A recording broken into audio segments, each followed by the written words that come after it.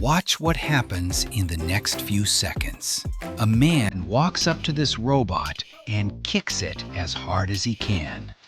Not long ago, that would have ended the demo. The robot would have hit the floor and stayed there. This one gets back up.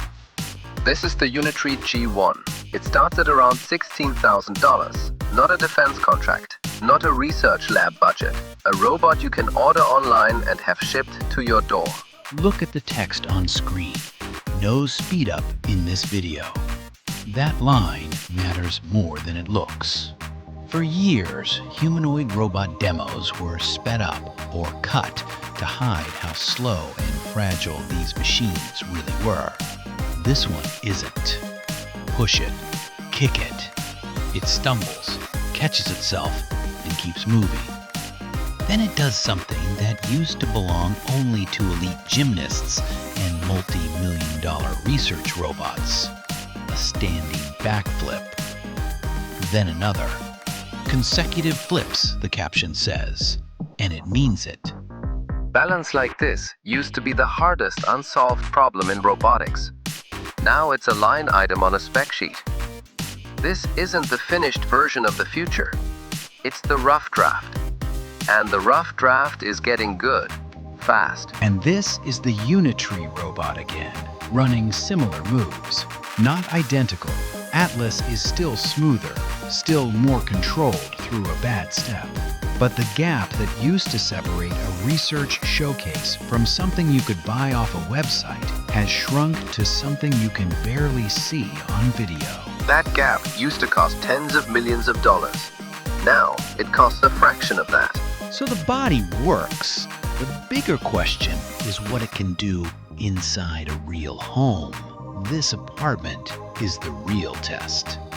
Watch it pick a pillow off the floor and set it back on the sofa. Small, almost boring. That's the point. Robots have always been better at backflips than at picking up a pillow without crushing it. Next, someone gives it a plain spoken instruction. No app, no remote, just words. The robot walks to a cabinet, opens the drawers one at a time, and scans the boxes inside until it finds the right one by color. That's not just movement anymore. That's a robot reading a space and matching it to what it was told to find. Then it moves to a bed covered in laundry. It picks up a shirt, folds it along the crease, sets it down, reaches for the next one. Fabric is famously hard for machines. It shifts, wrinkles, never holds a shape twice. This robot is still slower than a person doing the same job, but it isn't guessing anymore. Last stop, the kitchen. It opens a dishwasher, sets a plate down without cracking it against the rack, and closes the door. None of these tasks looks impressive alone. Together, it's a robot moving through an entire home, following spoken instructions and finishing 4 unrelated chores back to back. In 2026, that combination is still rare enough to make headlines. This isn't staying in the living room. At Tokyo's Haneda Airport, Japan Airlines just started a 2-year trial putting these same robots on the tarmac, pushing cargo containers onto conveyor belts alongside human ground crews. Japan's workforce is aging fast, and airports are running short on people willing to do this job. The robots aren't replacing the crew, they're filling the gap the crew can't, from the tarmac to the hospital ward. This is the D1, a compact hospital robot built in Japan by a company called Omakase Robotics. It runs on software called Omakase, Japanese for "I'll leave it to you," the phrase you'd say to a chef you trust completely. In its first hospital trial at a university hospital outside Tokyo, it spent 3 days guiding patients to blood draws, carrying lab samples between floors, and patrolling empty corridors after visiting hours. 0 faults, 0 incidents with a patient or staff member. Japan has one of the fastest aging populations on Earth and one of the largest nursing shortages to go with it. Robots like this aren't here to replace nurses. They're here to take the walking carrying and waiting off their plates, so the people can spend that time on the care only a person can give.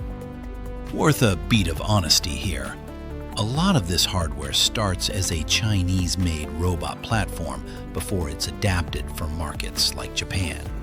That's already drawing scrutiny in the US, where regulators added this exact platform to a security watch list this year. Everything up to this point already exists. Not concept art, not a rendering. 2026, filmed and uploaded this year. So here's the real question. What happens when you run this same curve forward another 14 years? Start here, in a living room that looks almost ordinary. This robot isn't hard plastic and exposed motors. It's wrapped in soft fabric, built to sit in a home without looking like it escaped a factory. It picks clothes out of a hamper, folds them along the seams, sets them in neat stacks. Then it makes the bed. Machines like this already exist in early form today, and they're still slower than a person, still needing occasional human help behind the scenes.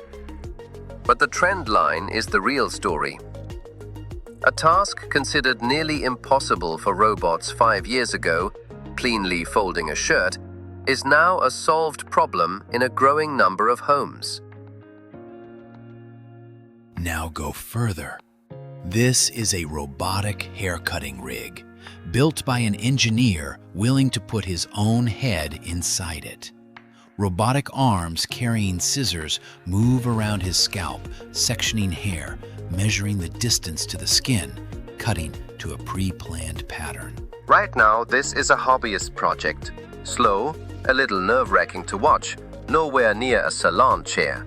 But the pieces underneath it, precise sensing, careful force control, tools that adjust in real time, are the same pieces already showing up in surgical robots and factory automation. Fast forward to 2040, and this kind of precision could be standard equipment in a home care robot.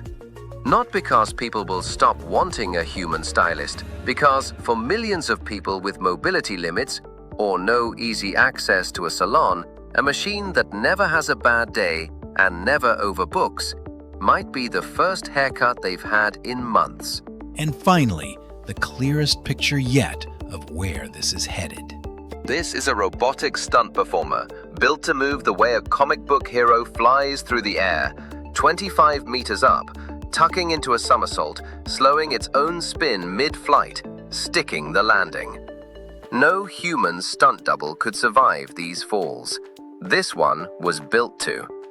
Every decision it makes up there, when to tuck, when to twist, when to brake, is calculated in real time on the way down. Go back to the start of this video.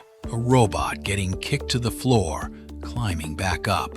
Now look at this one, flying through open air like gravity is a suggestion.